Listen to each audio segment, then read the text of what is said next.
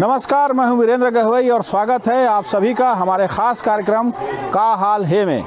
आज हम पहुंचे हैं बेलपान में, जहां के नर्मदा कुंड में लोगों की आस्था जुड़ी हुई है और लोग यहां जो भी पूर्णिमा और पर्व होता है उसमें स्नान करते हैं।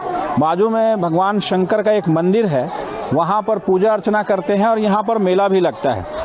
आज कुछ लोग यहाँ पूजा पाठ करने आए हुए हैं। किस तरह से ये पूजा पाठ चल रहा है और क्या महत्व है इस कुंड का, इस बारे में जानते हैं, चर्चा करते हैं इनसे कि पंडित जी, आप लोग पूजा पाठ कर रहे हैं, क्या महत्व है इस कुंड का, किस तरह से इसकी महत्ता है?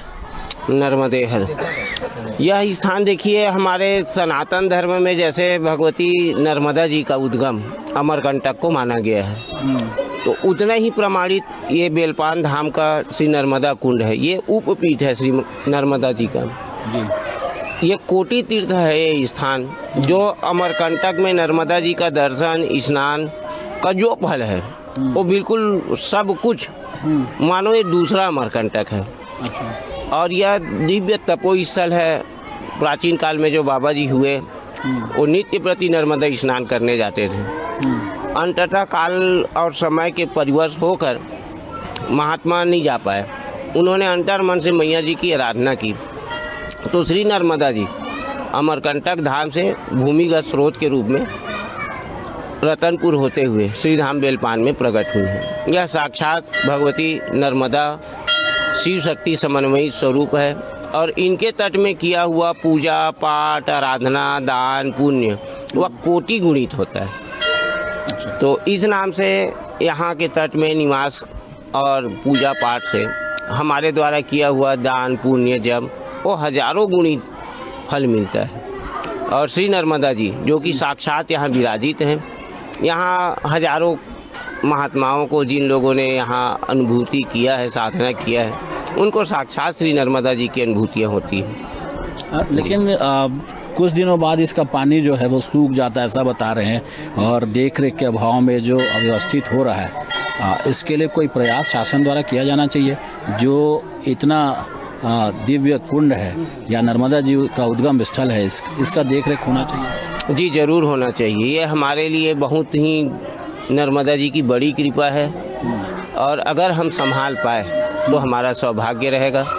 ऐसा कहा जाता है कि इनके स्रोत में, ये तो उपधारा है नर्मदा जी का, इस स्रोत में बहुत सारे ट्यूबवेल बोर पंप्स होने की वजह से इनका स्रोत जो है कम हो जाता है और इसमें संरक्षित करना आवश्यक है। ये हमारे लिए सौभाग्य है कि हमारे पास मैया जी है, इतनी बड़ी कृपा है उनकी, तो संभवतः सबको प्रयास करना चाहिए। ये जो यहाँ पूजा पाठ है, व्रत कथा जो भी कराते हैं, किस समय कराना चाहिए और कितना लाभ मिलता है उससे? देखिए, यहाँ पे जो भी व्रत है, कथा है, जप है, वह हजारों गुणित फल देता है। ऐसे धर्मशास्त्र की मान्यता है कि आप अपने घर में कोई कर्म करते हैं तो उस कर्म का फल मिलेगा। गौशाला में अगर हम कोई भी वही कर्म को गौशाला में करते हैं तो 10 गुना फल मिलेगा। उसी कर्म को पुण्य सलीला में किया जाए तो उसका 1000 गुना फल मिलता है। जैसे गंगा जमुना सरस्वती यमुना कावेरी गोदावरी ताप्ती गंडकी नर्मदा, इनके तट में वही कर्म हमको 1000 गुना फल देता है। उदाहरण, अगर मान लो जाए हम घर में बैठ के एक बार राम कहें तो हमको एक बार राम कहने का फल मिलेगा। उसी को गौशाला में बैठ के एक बार राम कहेंगे तो 10 बार राम कहने का फल मिलेगा। सरोवर में बैठ के अगर एक बार राम कहते तो 100 बार राम कहने का फल मिलेगा। और श्री नर्मदा के तट में बैठ के एक बार राम कहते हैं तो 1000 राम कहने का फल मिलता है। ये हर कर्म को सहस्त्र गुणित कर देता है। तो इन तीर्थों में अगर जैसे मान लो जाए हमने एक बार झूठ बोल दिया तो उसका फल भी 1000 झूठ बोलने का मिलेगा। तो मैं यही प्रार्थना करूंगा सबों से कि जब मैया जी के दर्शन के लिए आते हैं, तीर्थ सेवन के लिए आते हैं, तो यहाँ की पवित्रता शुचिता बनाए रखें और मनोवाक्य शुद्धा नाम राजन तीर्थम पदे पदे, मन और वाक्य और कर्म की शुद्धता इस क्षेत्र में बना के रखें। जहाँ कचड़े गंदगी है, अब इसको उठाने के लिए तो कोई सरकार के ऊपर भरोसा न करके स्वयं सेवा करना है तो और अच्छा होगा। श्री धाम की भी सेवा होगी और स्वच्छता भी बनी रहेगी। जी बिल्कुल। तो ये जो लोग पूजा पाठ करने आते हैं और जो भक्त यहाँ आते हैं, कहा जा रहा है कि 1000 गुना फल उनको मिलता है। इस वजह से इस धाम की जो सार्थकता है वो अब तक बनी हुई है और इसे लेकर के जो प्रयास चल रहे हैं वो भी लगातार चल रहे हैं। आप बताइए, यहाँ के आप सरपंच हैं जी। किस तरह यहाँ पर मेला लगता है और उसके लिए किस तरह आप लोग व्यवस्था कराते हैं? कुंड की कितनी मान्यता है? वैसे तो ये बिलपान बिलासपुर ज़िले का हृदय स्थल है जी। और छोटी नर्मदा के नाम से जाना जाता है। यहाँ 12 महीना आसपास से जो जिससे गौ हत्या हो जाता है वो भी प्रायश्चित करने के लिए बेलपान आते हैं। और बेलपान 16वीं शताब्दी का उद्गम स्थल है, क्योंकि जिस तरह से देखा जाए उस हिसाब से अभी बेलपान का विकास नहीं हुआ है। अभी पिछले सरकार में यहाँ विधायक रश्मि आशीष सिंह गोद लिए हुए थे गांव में, कुछ विकास हो पाया है। और यहाँ माघीपुर में मेला भरता है, बहुत बड़ा मेला रहता है और पंचायत स्तर से उसका व्यवस्था किया जाता है। बाकी अभी विगत 15 साल से जैसी मेला का समय आता है यहाँ पानी सूख जाता है। और पानी सूखने का पता चला कि यहाँ ट्यूबवेल इतना ज़्यादा हो गया आसपास में, जो गर्मी फसल जैसी चालू होता है सब किसान अपना ट्यूबवेल चालू करते हैं तो जल स्तर अभी देखो नीचे होना चालू हो गया है। ये मुश्किल से 15 से महीना दिन में पूरा सूख जाएगी। तो अपना पिछले बार प्रयास किए थे कि नज़दीक में जो तालाब है जिसको अपन चूहिया तालाब कहते हैं, अब आजकल उसको बदल दे नंदी सरोवर नाम रखे हैं, उसमें 1 करोड़ का काम हुआ है और उसमें से एक नहर बनाया गया है जो कोरी डैम से पानी आएगा तो तालाब में आएगा और तालाब आने के बाद जो नीचे नाला है उसमें वो पानी आएगा तो लेवल बना रहेगा। इस बार प्रयास है कि अभी से बात हुआ है पानी छोड़ने के लिए, तो बोले 1 हफ्ता में छोड़ दूंगा।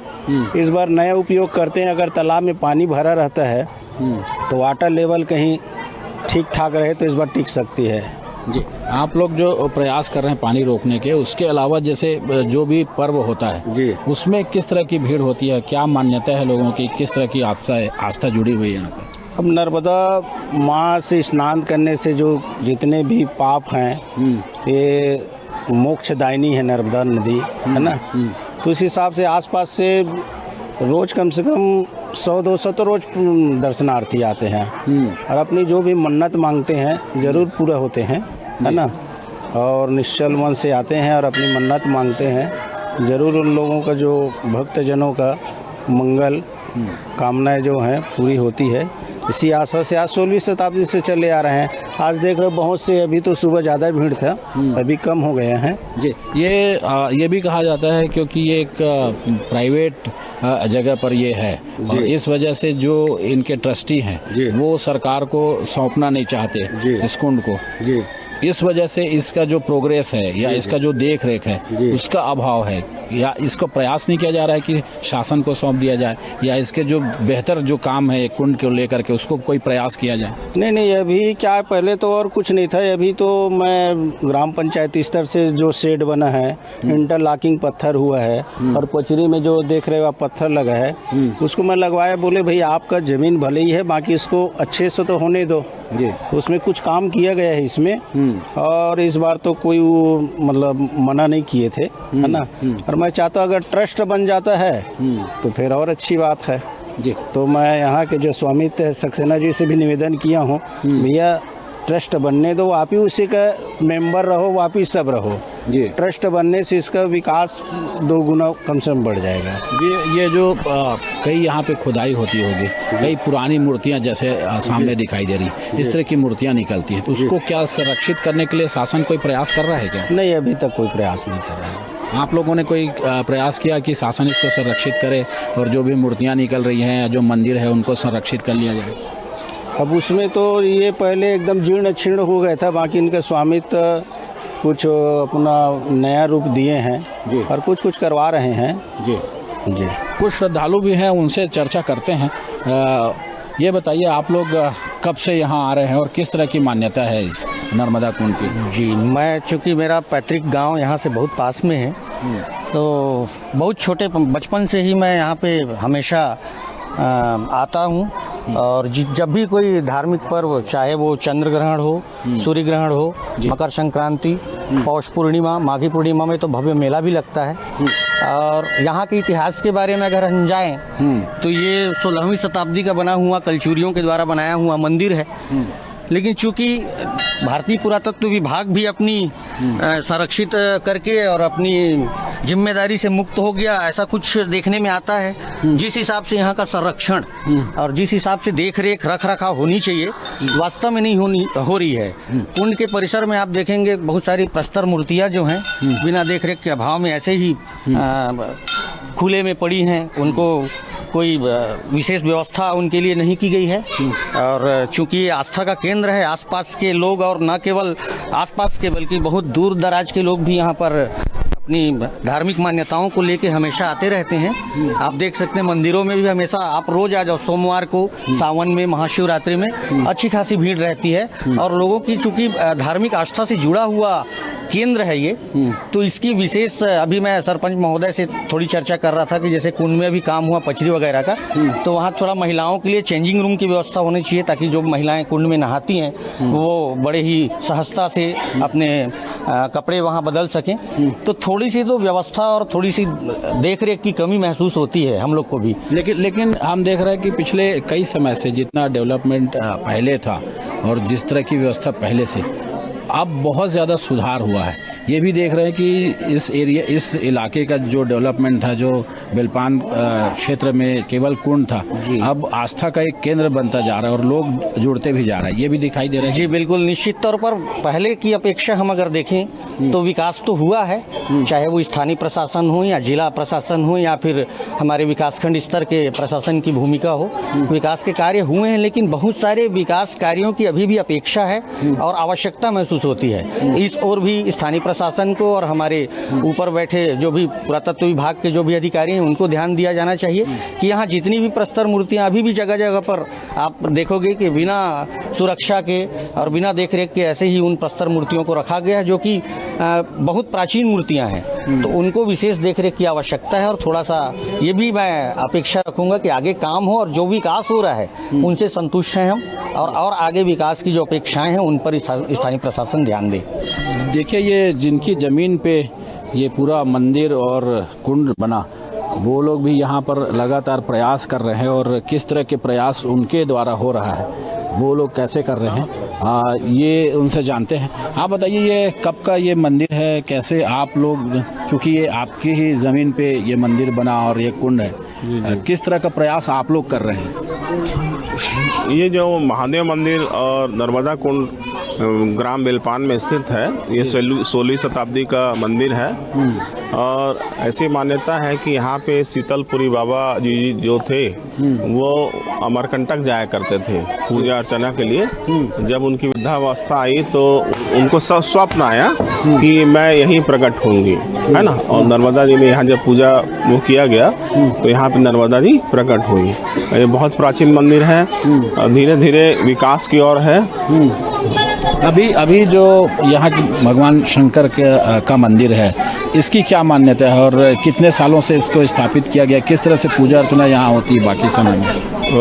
पूजा अर्चना तो ऐसा है कि यहाँ पे जो पंडित जी हैं वो पूजा अर्चना सब कराते रहते हैं, पूरी व्यवस्था है। और क्या पूछा? ये जो ट्रस्ट की ज़मीन होने की वजह से, आप लोगों की जो निजी भूमि होने की वजह से, ये कहा जाता है कि जो यहाँ का जल स्तर है वो एक समय में समाप्त हो जाता है और कुछ दिनों बाद सूखा हो जाता है, मेला भरता है, उस समय पानी नहीं रहता है, जल नहीं रहता है। इसके लिए कोई प्रयास हो रहा है कि आप लोग, या शासन द्वारा कभी ये कोशिश की गई कि इसको संरक्षित कर लिया जाए, आपसे शासन इसको ले ले, या आपने कभी शासन को देने की बात की है क्या? नहीं, ये अपना निजी स्वामित्व का मंदिर है और इसके लिए ये है कि पानी तो जल जो स्तर है हमेशा बना रहता है, लेकिन विगत 3-4 सालों से ये हो रहा है कि चारों तरफ जो यहाँ से बेलपान की सीमा से लगा हुआ एरिया है, बोर बहुत ज़्यादा हो गए हैं, तो कहीं ना कहीं स्रोत इसका पाया गया है। तो जब उधर पंप चलते हैं तो इधर का वाटर लेवल बहुत डाउन हो जाता है और इसमें हम लोग पानी भरवाते भी हैं। जैसे अभी तो नेचुरल पानी है ना, जल है, नेचुरल जल है, लेकिन जैसे जैसे गर्मी आएगी तो वाटर वाटर लेवल एकदम कम हो जाता है, क्योंकि उधर जो बोर चलते हैं। और इसमें यह है कि जैसा इधर 2 बोर हैं जिसमें से जल भरते हैं, लेकिन चूंकि कुंड में चारों तरफ से पानी निकलते रहता है, जल आते रहता है, तो अपन कितना भी पानी भर ले वो स्रोत उधर निकल जाता है, पानी वाटर लेवल एकदम कम हो जाता है। अब इसकी कुछ योजना बना रहे हैं, विगत 1 साल के अंदर हो जाएगा ऐसा लग रहा है कि नीचे कंक्रीटीकरण किया जाए कि क्या किया जाए। थोड़ा सा ये सब समिति वाले सब मिल के उसको निर्णय लेंगे, ग्रामवासी सब मिल के निर्णय लेंगे कि आगे क्या किया जाना है ताकि वाटर लेवल बना रहे। जी, तो आप बताइए पंडित जी, ये जो यहाँ भगवान शंकर का जो मंदिर है, यहाँ इसकी क्या मान्यता है और कितने सालों से ये स्थापित है? यहाँ पे किस तरह से लोग पूजा करते हैं? यहाँ ये शिव जी का जो स्थापना, इसका कोई वर्णन नहीं कर सकते। ये 16वीं शताब्दी में इसका नवीनीकरण हुआ है और इसका महत्व बहुत बहुत ज़्यादा है, क्योंकि ये मनोकामना पूर्ण करने वाला शिव जी है। यहाँ आपका हर चीज़ का क्रिया शांत होता है। जैसे यहाँ गौ हत्या का क्रिया आप करा सकते हो, उसका शांत होता है। आप किसी भी क्रिया करा के यहाँ पूजा पाठ कराओगे तो आपको फल ही मिलेगा, क्योंकि यहाँ प्राचीन काल से ये मंदिर आज पूजा हो रहा है। यहाँ थोड़े दूर में नर्मदा जी है, ये भी प्राचीन है, क्योंकि ये उद्गम है। माँ नर्मदा का उद्गम कहीं कहीं होता है, जहाँ भाग्यमानी मानव स्थल रहते हैं वहीं होता है। अच्छा, ये भी यहाँ कोई खास पूजा होती है? जैसे आप कह रहे हैं कि गौ हत्या के पाप से लोगों को मुक्ति मिल जाती है, तो उसकी कोई खास पूजा होती है? हाँ, खास पूजा होते हैं, क्योंकि यहाँ 3 टाइम पूजा होते हैं शिव जी का। 3 टाइम, सुबह, दोपहर और शाम को। और जो हम लोग जो पूजा करते हैं वो उन्हीं लोगों के लिए पूजा करते हैं जो यहाँ आते हैं भक्त लोग, ताकि भगवान उसका मनोकामना पूर्ण करना। इसलिए यहाँ भक्तों के लिए 3 टाइम पूजा होता है, जो 3 टाइम भक्तों के लिए पूजा होता है। अच्छा, ये खास करके जो पर्व तो होते हैं, जैसे पूर्णिमा है ये, या संक्रांति है, या माघी पूर्णिमा के समय मेला जब लगता है, उसके अलावा किस समय में यहाँ पे ज़्यादा भीड़ होती है? यहाँ तो ऐसे रोज ही भीड़ रहता है, और समय पर्व में तो भीड़ रहता ही है। और यहाँ सबसे ज़्यादा भीड़ माघी पूर्णिमा में रहता है, क्योंकि वहाँ माघी पूर्णिमा शिव जी का महत्व, वहाँ पुण्य नहाते हैं। तो यहाँ उसी दिन जो 8 दिन का मेला है, उसी में 8 दिन भव्य रूप से यहाँ उत्सव मनाते हैं, मेला का आनंद लेते हैं, शिव जी का आनंद लेते हैं और पूरा सभी चीज़ का।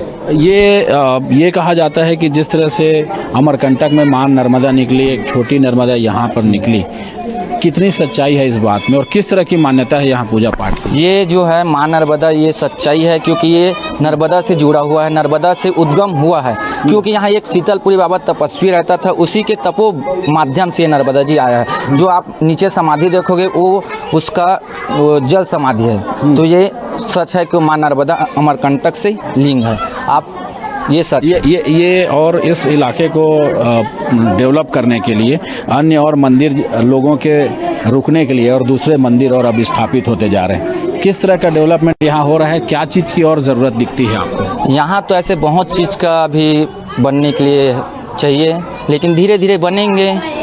एक ये नहीं होता है कि एक बार में हर चीज़ हो जाए, धीरे धीरे बनेंगे। जैसे इस साल यहाँ कुछ बना है, आप लोग देख सकते हो, आने वाले लोग भी देख सकते हैं कि क्या यहाँ बना है, और धीरे धीरे और बनेगा। हम लोग भी सोचे हैं कि यहाँ बहुत चीज़ बनाएंगे, हम सोचे हैं करवाएंगे तो भगवान, हम सोच रखे हैं। आप लोग के जैसे आते हैं उन लोग को बताते हैं, आप लोग के माध्यम से फिर बन जाते हैं। यहाँ ऐसे बहुत चीज़ सोचे हैं जो होना चाहिए। जैसे आप बताइए, यहाँ पे आप लोग कब से आ रहे हैं और किस तरह से पूजा पाठ? पहली बार आई हूँ जी। क्या मान्यता है यहाँ की? क्या सुने हैं, क्या पता चलता है कि यहाँ नदी में नहाने से जो भी चीज़ है, खुजली उजली चाहे और कुछ भी चीज़ है, वो ठीक हो जाता है, ऐसे बोलते हैं। अच्छा, ये नर्मदा जो कुंड है उसकी मान्यता ये है कि यहाँ जो भी, क्योंकि मैं बचपन में मम्मी बताई थी कि यहाँ नहाने से तेरा खुजली ठीक हो गया है, ऐसे करके। अच्छा, कहाँ से आए हैं तो आप? मैं बिलासपुर से आई हूँ। अच्छा, तो फिर उसके बाद से आए नहीं? बचपन में आए? बचपन में आई थी, मम्मी बताई थी। हाँ। लोग ये चाहते हैं कि उनके ऊपर जो भी संकट है, जो परेशानियां हैं और जो पुण्य है उनको मिले, इस वजह इस नर्मदा में नहाने आते हैं। और ये कहा जाता है कि जिस तरह से अमरकंटक में मां नर्मदा प्रकट हुई है, उसी तरह बेलपान में भी नर्मदा प्रकट हुई है, और यहाँ जो भी पुण्य कार्य किए जाते हैं उसका 1000 गुना फल मिलता है। इस वजह से जो धार्मिक स्थल है उसकी मान्यता बनी हुई है ज़रूरत ये है कि इसे संरक्षित किया जाए। यहाँ का जो जल स्तर घट रहा है उससे बचाने के लिए शासन को प्रयास किया जाना चाहिए, ताकि इसकी जो मान्यता है वो लोगों में बनी रहे और श्रद्धा और आस्था का जो केंद्र है लोग इसी तरह आते रहें और आस्था की डुबकी लगाते रहें। कैमरामैन विकल्प तलवार के साथ वीरेंद्र गहवई, न्यूज़ 24 बिलासपुर।